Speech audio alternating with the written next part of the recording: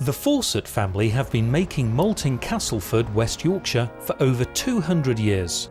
They use experience, expertise and technology to produce more than 25 styles of malt. These are used in breweries both large and small across the United Kingdom and around the world.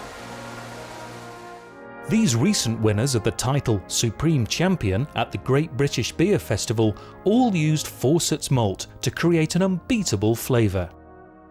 Its attention to detail and quality why household names like Timothy Taylor's, John Smith's, Theakston's, Fuller's London Pride, as well as many smaller breweries, believe Thomas Fawcett's specialty malts are the best available.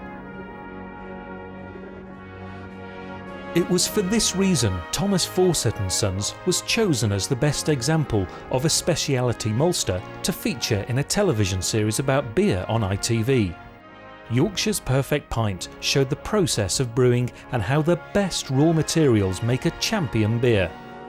A winning beer was chosen, and it's no surprise it was one made with malt from Thomas Fawcett & Sons. So this is what happened when Fawcett's were featured in the programme. Now, another English tradition is the malt house. At one time there may have been one in every town, but now there are just 6 in the UK. They turn barley into beer's key ingredient. Right, well, we're going to Castleford. They're not the biggest, but I think they're the best. Fawcett's of Castleford supply the majority of microbreweries in the UK with their superior malt. It's a family business that's been around for 200 years.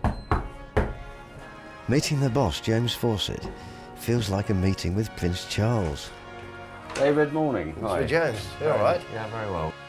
And this is his palace. I can feel the history in this room. It's a fantastically Dickensian office, you know, and I'm very proud that we haven't really had to decorate the place because we've won so many awards. It's saved us on wallpaper, which I'm chuffed to bits with. James's day starts with a whole load of brown envelopes, up to 100 a day, with fantastic names like Maris Otter and Pearl. They're barley samples from merchants and farmers, all wanting him to buy. Here we can see it's a lovely, even sample of barley. If I then lift the grill up, it's got a few screenings in it, but not many. The grains, what do you mean screenings? They're too small, though. Those are too small. We have to look at the grain very carefully to make sure it hasn't had any damage from pests. Well, can we have a look at another one, just see if I can see the difference? Okay. Now, here's a variety called Pearl. There is a barley corn that's no good to me at all. It's something that I'll talk to. So what's the matter with it? It's split. Oh, it is? And that is not worth anything to anybody. So you I don't want too many of You just spotted those. that just by eye, Yeah. in amongst all those? Yeah. I wasn't allowed to buy barley for the first 7 years I was here. My father took a view that you had to see 7 growing seasons in order to gain the knowledge that I would need to become a barley buyer. Because I really struggle to see any difference between those two. You would.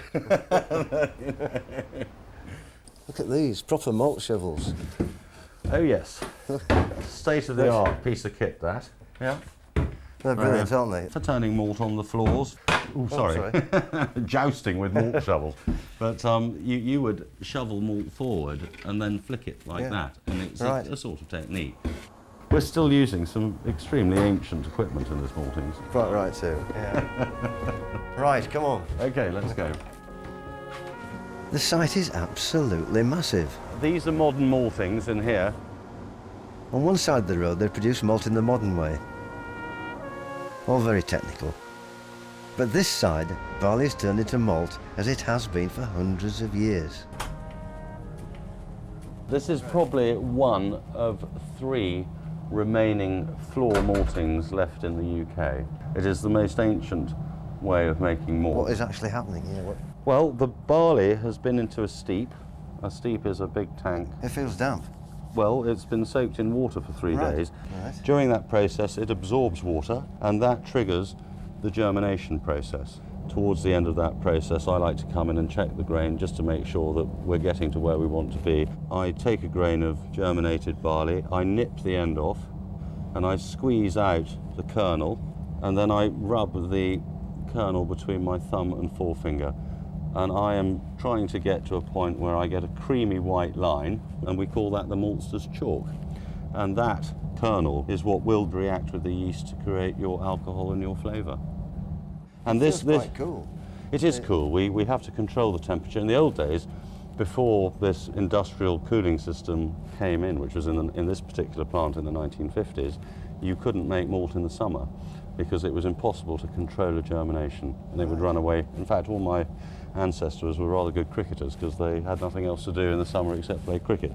It's fantastic. It's just like a museum, but everything here is used on a daily basis. And then we have to march up the floor. What have I got that? You'll be ready for a pint after a bit of that. Oh, it is hard work. It has to be done twice a day, 7 days a week. 7 days a week, and you have 3 or 4 floors like this. Yes. Is it the same poor chap who does the whole lot? Well, he's very strong. It will be. He'll be built like a shy horse. It's absolutely bloody marvellous. After a short lie down, James takes me through the maze of dusty floorboarded rooms. This isn't a dying process, it's very much alive. It's fantastic to be making something today. I think, Product, yeah. you know, Britain has technically become a service industry. There's nothing that gives me more pleasure than holding something in my hand saying, yes, I know where that came from, and even more exciting, I know where it's going. Yeah.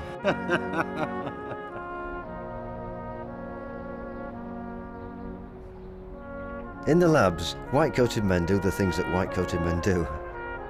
But while the process of creating malt at Fawcett's hasn't changed for centuries, what the brewers want has. When I started, I think we did a maximum of 5 to 7 different products, so kind of up to there.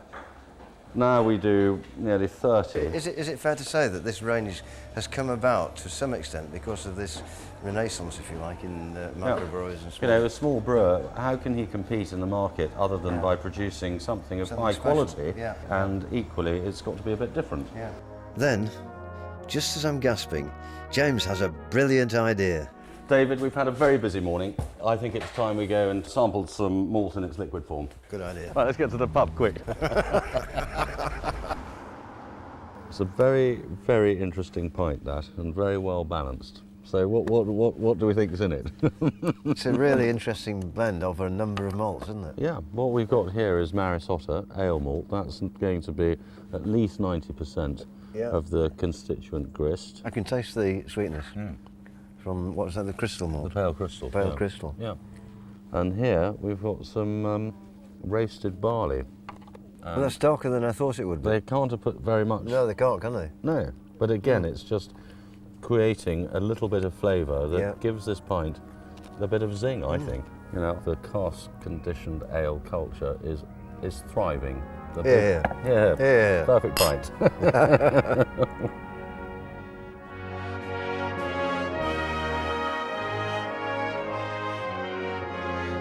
Please contact Thomas Fawcett & Sons for outstanding service, consistently high quality malt, and the key ingredient to your perfect beer.